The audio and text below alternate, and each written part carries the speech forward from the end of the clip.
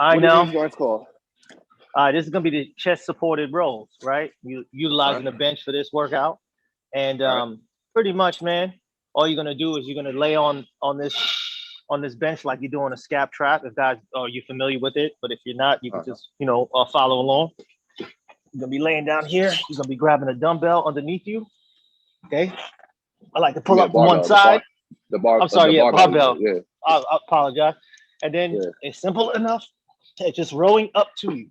Okay. Up to you. And the reason why this is important, this setup is important for folks like me that have lower back issues or your lower back not being as developed. Okay, for some folks, doing a normal row, you utilize your lower back and you put a strain on your lower back, and you can't really use higher weights when you're doing that if you have a weak lower back. So a lot of folks, they'll take a barbell and a handle and a grip, and they put weights on the end, and they'll do rows that way, or they'll do bent over rows this way.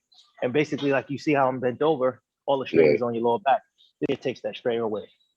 All right, simple enough. And you're gonna utilize an overhand grip. And remember, I probably didn't do it. Okay, I caught myself just now, but utilizing that grip without your thumb. With the thumb, yeah, I figured. Yeah, I bet. Yes, sir. I haven't really, I hadn't really thought about what my goals were for the year until we started preparing for today. So my initial three, I have a few goals I want to accomplish. But my initial three, first, I want to play first place in men's physique. That's a little insider right there. All right, I want to play first place. Two, I want to. This one, yeah, I want to protect my emotional energy. So I kind of, the best way for me to put this, I want to reserve my emotional energy for people who are in my inner circle, right? I've decided that I have an inner circle of people, and then that circle is within a bigger circle. So gotcha. I think you understand what I mean by that. So I want to protect my energy from people who are not within my inner circle. Right. Emotional energy. Like, and my third goal is by 2023, I want us to have at least 1,000 followers on our social media platforms. Yeah, and I've done the math. Yeah, we've been at this about a little over 2 months. Yeah, a little over 2 months. And our following has grown. So I figure if we do just average what we've been doing, reaching 1,000 followers by the end of 2022 shouldn't be unattainable. But with my goals, I have goals that are step by step.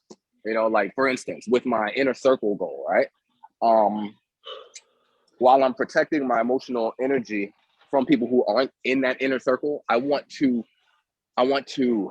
focus on how I treat the people in the inner circle because they're obviously important to me. You feel me? So, so a sub goal or a step is, nourishing those relationships more. So like spending more quality time with each of my daughters, but on an individual level. Because it's 3 of them. So instead of just spending all time with all of them at one time, I want to make sure that I'm it's like what is it? On purpose. What is it? It's intentional. That I'm intentional with the way that I'm spending time with them individually, or with the way that I talk to my wife sometimes and things like that.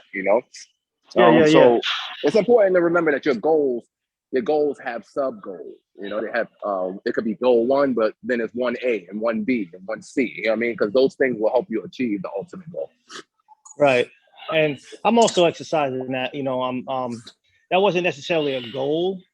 So like for me, like I'm not trying to sound self-righteous or anything, but it wasn't a goal. It was just something I just wanted to implement and to become part of you. I think with a goal, you're looking at, something that's climactical, right? You're looking at an end game when you talk about goals, right? You're like, well, I'm gonna set a goal to be this. And then you're like, well, what's the end game, right?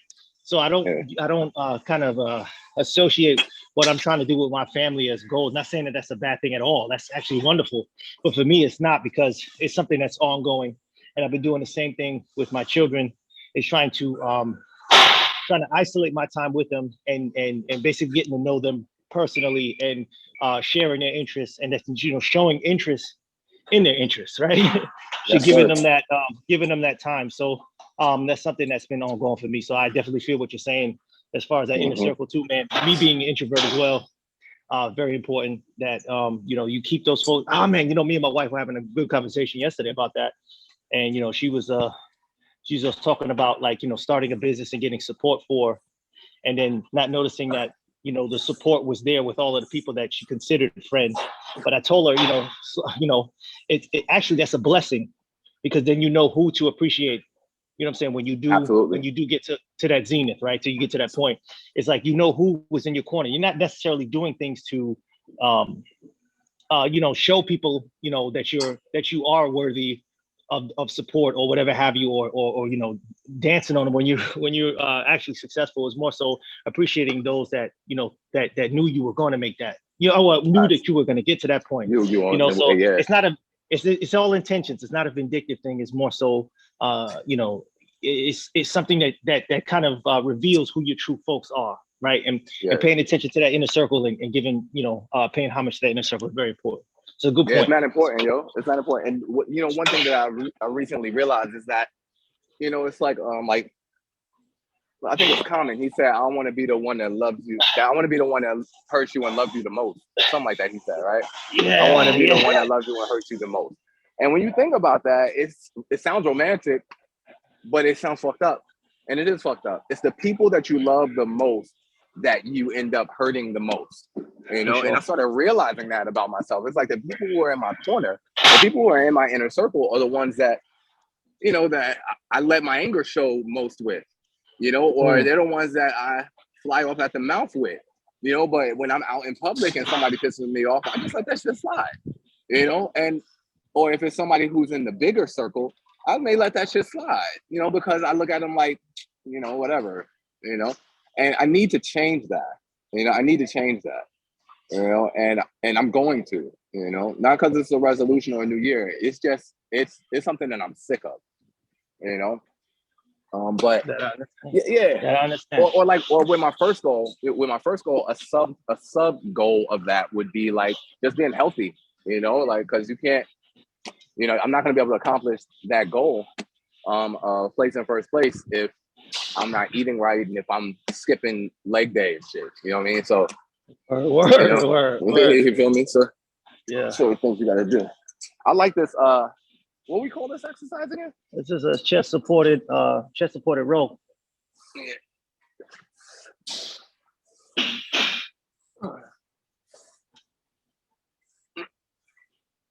Guys, if you're with us on this journey, it's funny, right? To see us set up, kind of get in play. It's real life, right?